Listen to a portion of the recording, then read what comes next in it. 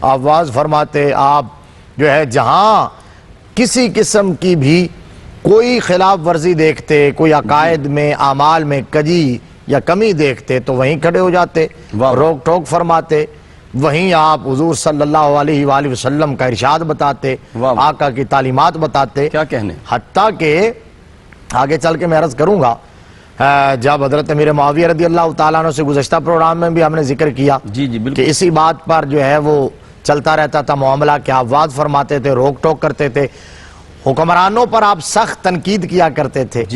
تو حضرت عثمان غنی رضی اللہ تعالیٰ عنہ نے جب بلایا آپ کو تو بلا کے آپ کے مزاج کی شدت کی وجہ سے ایک بار کہا کہ آپ فتویٰ نہ دیا کریں، آپ بس تنہائی کی زندگی بسر کریں. تو اب حضرت ابو ذر غفاری رضی اللہ تعالیٰ عنہ کو یہ پابندی کیسے گوارا ہو سکتی تھی؟ اللہ اکبر.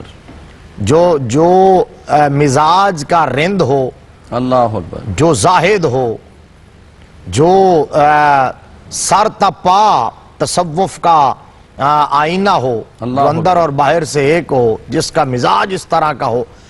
حضرت ابو ذر غفاری رضی اللہ تعالیٰ عنہ نے کہا کہ اگر میری گردن پہ، میرے حلق پہ تلوار رکھ دی جائے، اللہ اکبر اللہ اکبر، اور مجھے یہ یقین ہو کہ میں گردن کٹنے سے پہلے آقا کریم صلی اللہ علیہ وسلم کا فرمان لوگوں تک پہنچا دوں گا، جو بات میں نے آقا سے سنی ہے اس کا ابلاغ کر دوں گا، تو فرمایا تلوار گردن پہ بھی ہو پھر بھی میں اس کے گردن کے کٹنے سے پہلے وہ بات کہہ دوں گا. بلکہ مفتی صاحب دربار عثمانی میں وہ کعب احبار کا جو واقعہ ہے آپ کے سامنے حضرت یہ بات حضرت ابو ذر غفاری رضی اللہ تعالیٰ عنہ، میں اس سے بھی پہلے آپ حضرت امیر معاویہ رضی اللہ تعالیٰ عنہ، ہم نے گزشتہ پروگرام میں ذکر کیا کہ ان کا محل تعمیر ہوتے ہوئے دیکھا تو کھڑے ہو گئے بے شک. اچھا جو بات دیکھتے آپ اس پر جو ہے فوراً انہوں نے جہاد کے لیے بھیج دیا.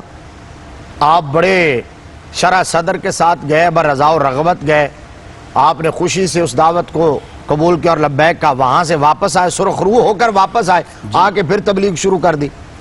اچھا واپس آ کے پھر تبلیغ شروع کی ہے. حضرت امیر معاویہ رضی اللہ تعالیٰ عنہ نے ایک اور ہیلہ کیا. حضرت ابو ذر غفاری رضی اللہ تعالیٰ عنہ کے بارے میں سوچا کہ ان کو کسی طرح جانچا جائے، آزمایا جائے اور تھوڑا سا ان کو بیک فٹ پہ ڈیفینسو کیا جائے. ان کو یہ تو بہت زیادہ اگریسو ہے اس معاملے کے اندر.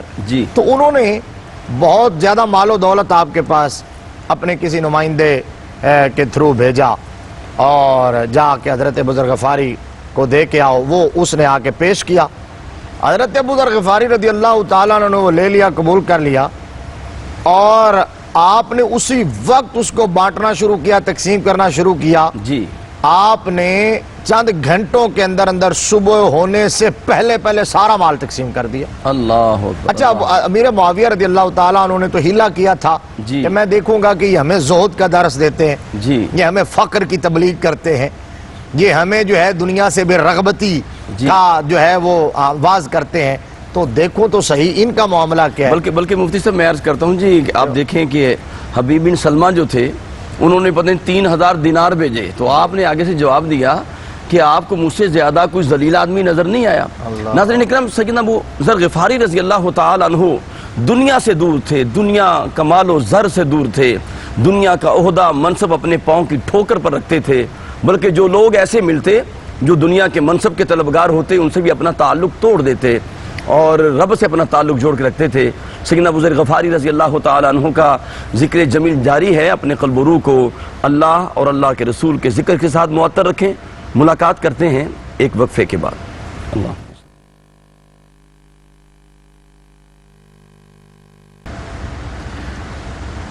خیر مقدم ہے. خوش ناظرین اکرام، آپ کا ہم سیدنا ابو ذر غفاری رضی اللہ تعالی عنہ کا ذکر جمیل کر رہے ہیں. آپ کے زہد و تقویٰ پہ بات ہو رہی ہے، اور آپ دیکھیں سیدنا ابو ذر غفاری رضی اللہ تعالی عنہ کا مقام کتنا بلند ہے، اور آپ دنیا سے، سونے چاندی سے کس طرح آپ نفرت کرتے ہیں.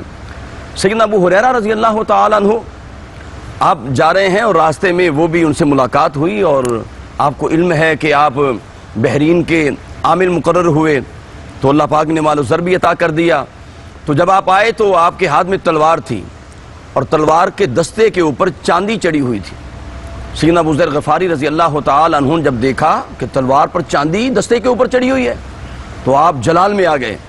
فرمایا ابو ہریرہ رضی اللہ تعالیٰ عنہ آپ کو پتہ نہیں میرے آقا نے فرمایا یہ درم و دینار یہ سونا چاندی جو جمع کرنے والے ہیں یہ اسی کے ذریعے ان کو داغا جائے گا. بس یہ فرمان رسول سنانا تھا. سننے والے بھی ابو ہریرہ رضی اللہ تعالیٰ عنہ تھے. نہ صرف انہوں نے تلوار سے وہ چاندی اتاری بلکہ تلوار ہی پھینک دی. جب تلوار پھینکی تو ابو ذر غفاری رضی اللہ تعالیٰ عنہ مسکرائے اور آپ نے ان کو سینے سے لگا دیا.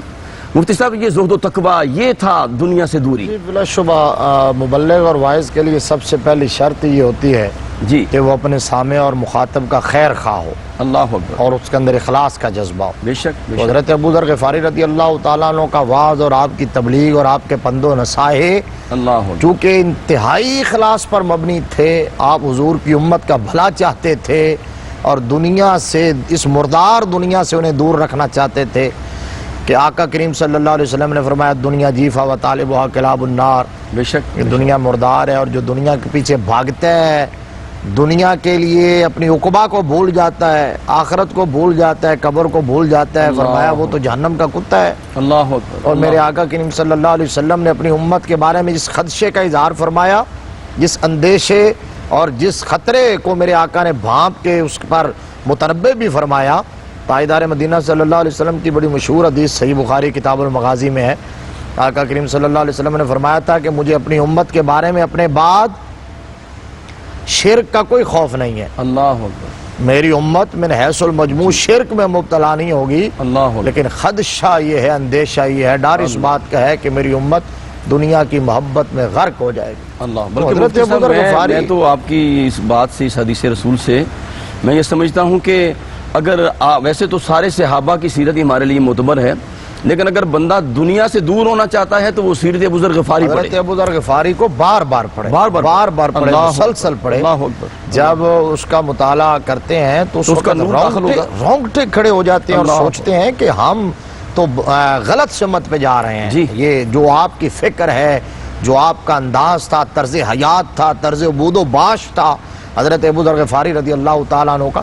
اچھا اس میں ایک بڑی لطف کی بات یہ ہے جی کہ حضرت ابو ذر غفاری رضی اللہ تعالیٰ عنہ نے جب مختلف صحابہ کی ڈیوٹیاں لگتی ہوں مال مقرر کیے جاتے مختلف علاقے ان کے سپرد کیے جاتے تو ایک دفعہ حضور صلی اللہ علیہ وسلم کی بارگاہ میں امارت کا سوال کیا جی کہ مجھے بھی امارت سونپی جائے کسی جگہ.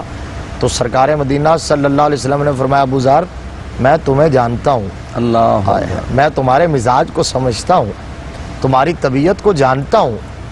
تم امارت کا بوجھ نہیں اٹھا سکو گے اور میں تمہارے لیے وہی چیز پسند کرتا ہوں جو میں نے اپنے لیے پسند کی ہے. اللہ اکبر. اللہ اکبر. فرمایا میں نے اپنے لیے فقر پسند کیا ہے الفقر فخری. اللہ اور اکبر. تیرے لیے بھی فقر ہی پسند کرتا ہوں. واہ اسی حالت پہ تو نے رہنا ہے.